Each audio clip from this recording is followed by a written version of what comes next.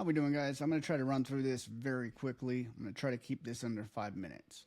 6 tips for using AI, and this has been through trial and error and using it for my businesses. So the thing about AI, it uses tokens. What that means is it pretty much, think of tokens like data or bits of data and text. So once it uses up the entire context window or tokens, it's going to start deleting the very first things that you started to, or the oldest information that you started in the thread.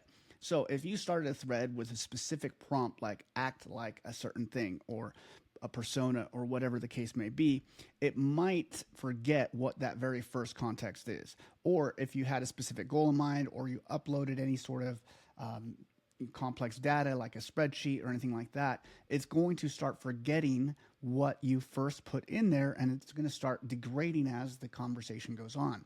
The other issue is that it cannot tell you whether or not when it's starting to forget this. So you actually have to be proactive on asking what exactly it is, its memory is at. Okay, so it's going to start forgetting. So the very first thing is the ask, I call it. The way that that's going to work, and if you guys want to just skip this entire video and take a screenshot of this, go for it.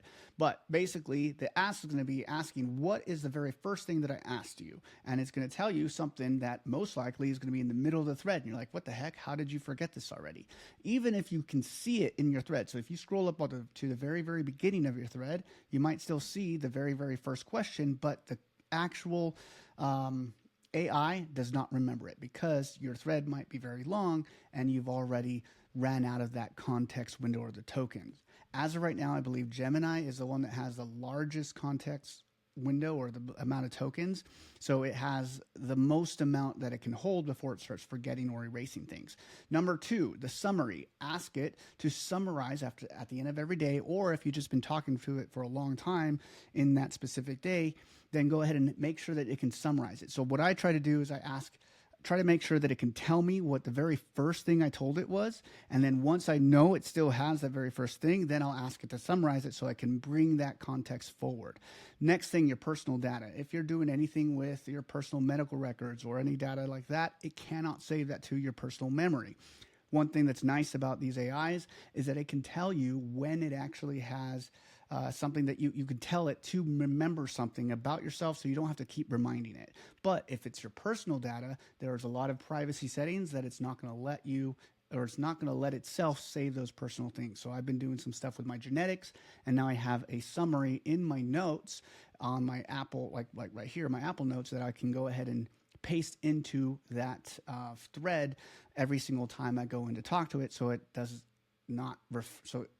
forget, right? The next thing is your uploads. If you're uploading any spreadsheets, tax documents, or anything complex, that's going to use up a lot of those tokens. So it's going to forget that information. So even if you can see it in your thread, you scroll all the way to the top and you see all the uploaded files, it's going to forget it. So you can ask it, can you still access this data? And then if it says, I don't know what you're talking about, it already forgot. So you will need to re-upload it again, or extract the information that the summary has, and hopefully that's all the information you want. If you want it to access new information, you're going to have to re-upload it. Next thing, uploads.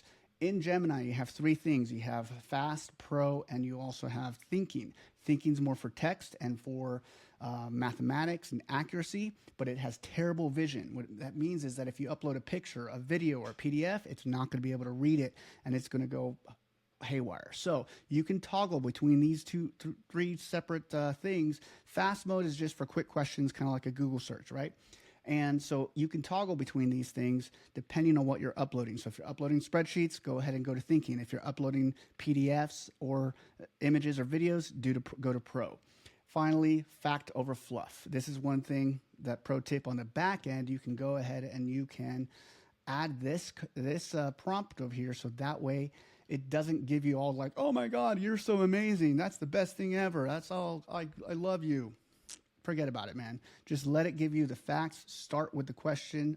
Start with the answer that I asked you. I don't want to have to read all this crap in order for me to find out yes or no question answers. So this is a great prompt for you to add into the back end of your AI bot. So thanks very much, guys. And if you want any more information like this, go ahead and subscribe, and hopefully I'll come out with some more stuff. Thanks. Have a great day.